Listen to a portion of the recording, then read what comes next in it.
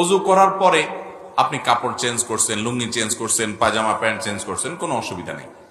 এতে যদি সতর খোলাও হয়ে যায় তার কারণে অজু ভঙ্গ হবে না।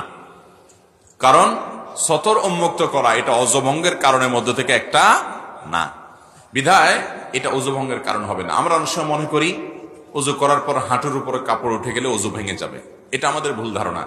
হাঁটুর উপরে কাপড় উঠে গেলে অজু ভাঙবে, কিন্তু অন্য মানুষের সামনে আপনি হাঁটুর উপরে কাপড় তুলে ফেলেছেন, আপনি আপনার রান প্রদর্শন করছেন, তাহলে সেক্ষেত্রে আপনি গুনাহগার হবেন, কারণ আপনি সতর খুলছেন মানুষের সামনে, সেটা ভিন্ন বিষয়। কিন্তু এর সাথে অজু ভাঙার সম্পর্ক নাই। আমরা আরব দেশে অনেকে প্রবাসীরা যারা আছেন তারা দেখেন, অনেক আরাবিয়ানরা উজু করে এমন ভাবে রান টান সব দেখা যায়। তো কোন কোন মাযহাবে রান সতরের অন্তর্ভুক্ত না, তারা সে অনুযায়ী আমল করে। কিন্তু বিশুদ্ধ মত অনুযায়ী এবং জমহুর উলামাদের মত হলো যে রান সতরের অংশ, এবং হানাফি মাযহাবেও তাই। সেজন্য রান বা হাঁটুর উপরের অংশ যেন প্রদর্শন না হয়, সেটা সবসময় খেয়াল রাখতে হবে, অজু থাকুক আর